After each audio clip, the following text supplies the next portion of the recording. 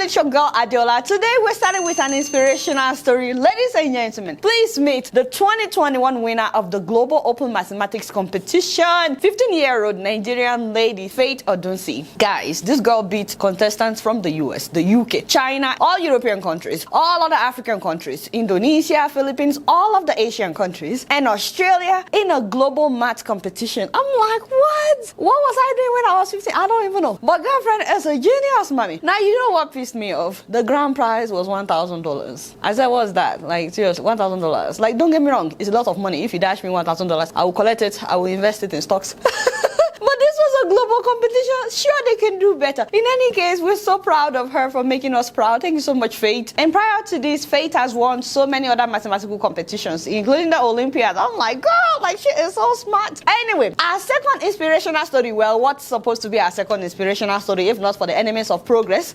I saw this article that Nigeria is now making COVID-19 vaccines. I was so happy. I said, hey, oh, well. I was shouting, I was dancing everywhere. In fact, according to the article, they're not just making one, but they are making two different COVID-19 vaccines. I was like, what? This is going to be cheaper, more readily available, not just for Nigerians, but for other African countries. And they said that they are at the clinical trial stage, that very soon they will start rolling it out and it will be available for people. I was so excited. That was how I called my friend, Dr. Damages. You guys know him. He's a troublemaker. I said, Dr. Damages, Nigeria is finally making COVID-19 vaccine. I was so happy that we're finally becoming part of the solution instead of just complaining about what is being made by other countries. I was so happy. Only for Dr. Damages to start asking me some questions like, where is the lab? What is the name of the vaccine? This is that. I didn't have answers to all those things. I started doing more research only to find out that this story was not true. Like, seriously, why would anybody write a story that Nigeria is making vaccine just to make some of us so happy? For nothing. It's not right. Whoever you are, there is God, and there's judgment day. Anyway, I digged in more. Went to the NCDC website, nothing. No statement about making vaccine. Went to the COVID-19 task force website, nothing about vaccine. So for all we know right now, the COVID-19 vaccines that they are making in Nigeria right now are the fake ones. You guys remember that NAFDAC warned against that. But I'm still begging Nigerian government to please look into actually making our own vaccine so that we can be part of the solution, not just complaining about what other people are making. And according to what Dr. Damages told me, we have a long way to go before we even get to the vaccines. We have to develop the laboratories and all the equipment that will be needed. The earlier the better. Let us get on board Nigeria so we can join countries like the US, the UK, Russia, China, and so on that are making vaccines. Anyway, we're so happy to see that the National Assembly finally accepted the petition sent by thieves in America on the situation of the thief refugees in Nigeria. There's been a lot of misunderstanding on that petition. And let me just say this very quickly. The House of Representatives does not discriminate against Nigerians wherever they may be. So I think having cleared that misunderstanding, please go ahead and lay your petition, which will be given proper and due attention. Thank you very much. Apologies to the thief people. Wow. Okay. And I must say also that the Deputy Speaker of the House of Representatives, Honorable Wase, has been one of the champions for diaspora voting. And he was also involved very much in the creation of the Diaspora Committee in this house some years back. Okay, now, thank you, my father. Hear that for you. Now, the important thing is, would anything be done besides promising to take a look at the petition? Let me know what you guys think about that in the comment section. It's not enough to collect it. My father's in the Lord. You're actually supposed to do something about it. Meanwhile, our father in Kano, that is Governor Godje, the man would like for us to let everybody know that very soon he will shame those behind his cloned dollar videos. Seriously, my people. Exactly how do we pray for this man? Please let me know. Maybe you would know in the comment section the kind of prayer points that he needs, because at this time I'm tired. A governor that was caught on video collecting bribes on 3 different occasions. Now he's saying that he will shame those behind the video. Alaji, just so you know, in a sane country, all these things you are, so you'll be saying it from behind bars. But the man has immunity, no be so? Anyway, now let me talk to my Kogi people. Minadua and Yara Kogi, please move closer.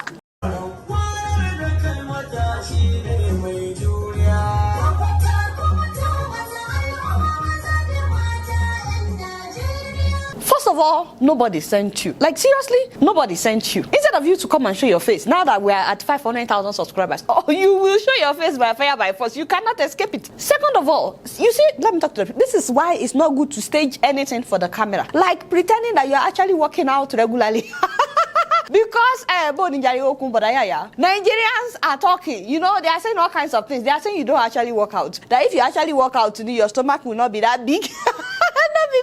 They are just saying that you are doing it just for the grams, as in Instagram. Anyway, you guys remember last year when COVID started in Nigeria, Yaya Bello did not believe in COVID. He still doesn't believe in COVID. So he refused to set up testing stations in his state. In fact, he did not allow officials from the Federal Health Agency to do anything in his state. They basically sent them back, saying that there's no COVID-19 in Kogi, only for him to announce to the world that he had developed the software to track COVID. Okay, just so you guys know, a company in Abuja known as Telnet Technology Limited was the one that built him a website for for Kogi people to be able to fill out questionnaires on how they are feeling health-wise, so they will know whether they need to go for testing or not. And they made the same website available in form of an app. That was all they did. I'm so sorry. I'm not trying to badmouth the technology company. I'm just telling you what they did. Anyway, all we know is for these services, the app, the website, they said that they charge 300,000 naira. But the financial records in Kogi reveal that Kogi State spent 90,720,000 naira on this project. For those that are wondering, that is $238,000. $238,000 to build a questionnaire website. And an app. I'm like, hey, I'm not understanding, Kogi people. You cannot continue like this. No, my Kogi, you need to start thinking twice, even thrice, before selecting or appointing or voting for any of your representatives.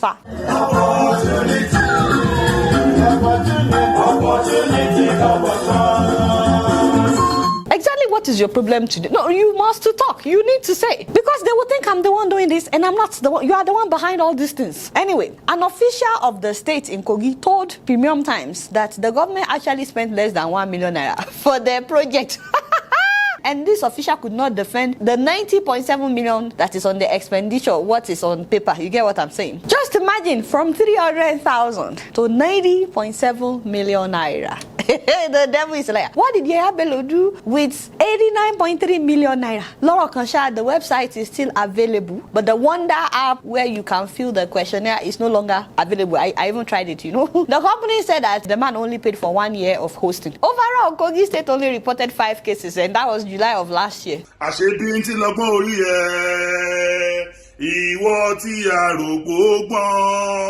Yaya Bello, okay, that's it. You're finally getting fired. No, you cannot start begging now. When you start doing your own trouble, you won't know. Now you will start begging. This uncle, you know, that you keep playing. After the man was a lawmaker, after he left, he now has houses in Dubai, in the US, in different parts of the world. He's just gyrating everywhere. But you keep playing with your job. Kogi people, any that you don't know that because a lot of Nigerians are saying that your governor is a thug. Not me, just Nigerians. You know, your excellency. You know, I can never say anything like that about you. The man is preparing to be the next Nigerian president. Do you not know? Father, we are in trouble. You guys not know much. Guess what? I'm just keeping it real. Moving on to Kenya, ladies and gentlemen. The president, Uhuru Kenyatta, has announced another lockdown as the country experiences another wave of COVID-19 virus. That there shall be a cessation of all movement by road, rail, or air into and out of the disease-infected area. Now, this new restriction have been imposed in the country's capital, Nairobi, the 3 urban counties surrounding Nairobi, as well as Nakuru, which is a major transit city. Now, the country of 53 million people has a cumulative total of 126,000 confirmed cases of COVID-19, including more than 2,000 deaths in the last 1 year. However, the president said that between January and February of this year, that 3 people have been dying every single day from COVID, but this March, the number has gone up to 7 people every day, the highest since the pandemic started in Kenya. So that's why they are shutting down the country once again. We'll keep you guys posted on what's happening in Kenya. You guys not know much. Guess what? I'm just keeping it real. And moving on to South Africa, apparently the AstraZeneca COVID-19 vaccine is not working in South Africa. You know, they have a different strain of COVID in South Africa known as the B1351. Show the vaccines don't work as well against the strain dominant in South Africa known as B1351. So South Africa wants to sell the 1 million doses that they got from India of AstraZeneca vaccine. They want to sell it to other countries that may be interested. South Africa's Health Minister William Kise said on Wednesday that the government may sell or swap its doses of the AstraZeneca COVID-19 vaccine after a clinical trial showed it only offered minimal protection against mild to moderate infection by the fast-spreading 501Y.V2 variant. I don't know if that many people are interested in AstraZeneca. A lot of countries are saying that they really don't want it, but South Africa wants to sell it. And of course, they want to swap that with the Johnson & Johnson vaccine that is being made in the US. Meanwhile, scientists are working on developing another AstraZeneca vaccine that could be effective in South Africa. We'll let you know if that's successful, but they're working on it. And I like the fact that the South African government is willing to spend money on their citizens. They are not just using the AstraZeneca because they're getting it for cheap. The fact that it's not effective, I'm glad that they are willing to spend money to buy another one that will be effective for their citizens. Kudos to South African government for that. You guys know I don't know much. Guess what? I'm just keeping it real. So guys, before I sign out, I'm so excited to tell you guys that finally I'm having a guest this Sunday. You guys know that for the last few weeks I've been talking about the money series, how to manage money, how to make extra money. In fact, I'm so grateful to everybody that joined us last Sunday when we talked about cryptocurrency. Dr. Sheon was on the show and he was so good. People really enjoyed him. Don't worry, we'll bring him back. But for those who may be interested in real estate, I thought I would bring in some real estate people to talk to you guys live and direct so you can ask them questions. And I'm so excited because this Sunday I'll be talking with Madam Grace Ofure, the owner of Lifecard International that I have advertised for several times on this show. Finally, you can ask her all kinds of questions that you want. She is dealing with real estate primarily in Nigeria. And still on real estate, I'll be having the owner of Suji Moto. Yes, he will be coming on the show to talk about real estate. And I'll be bringing back Sheon Matthew because he's experienced when it comes to real estate in America. So for those that want to practice real estate in America, we'll have Sheon come back to talk to us about that. I said to Dr. Sheon, I said, is there anything that you don't know? Because anyway, so make sure that you join us this Sunday. It's going to be 4 p.m. New York time and 9 p.m. Nigerian time. And like we've been doing in the last few weeks, you guys can ask questions with your video on. You can join us and you can ask our questions. And on top of that, next week is Easter, my people. If you are yet to, please make sure that you contact helpmewaka.com to help you deliver Easter groceries to your loved ones in Nigeria and in Ghana. It doesn't matter where you are in the world. They have an Easter special on their website, by the way. They will deliver the regular groceries that you guys are familiar with. But on top of that, you can now order live turkey, you can order live chicken, Benny, to be delivered to the doorsteps of your loved ones ahead of Easter. There's no more excuse. Make sure that you order the live chicken, order the live turkey. In fact, I need to call them if they have live goats because that one will be really good. I don't know if they have. Maybe they don't have, but I will call them. But the fact that you can order live chicken, live turkey to be delivered to the doorsteps of your loved ones on top of the regular groceries just for Easter, as in, do not miss this opportunity. They're delivering in Nigeria and in Ghana. Okay, guys, I'm so excited that we have to celebrate getting to 500,000 subscribers. We're actually making an episode next week just to discuss that. And I thought we should do another Q&A as well. Don't worry, Corridor will show up his face. But I also thought we should do another Q&A. So I will announce when we'll be doing that so that you can send your questions for the Q&A. So we should do that. So thank everybody for the 500,000 subscribers. So we're doing some things to celebrate our 500,000 subscription. We're really grateful for everybody that has subscribed. All right, y'all, it's Mary and I'm keeping it right up in here. Don't forget to follow me on Facebook, Twitter, and Instagram. And if you're yet to subscribe to my YouTube channel, I'm watching you on Plasma TV. Press the subscribe button. Until next time, I'm gonna see you all later. Peace out.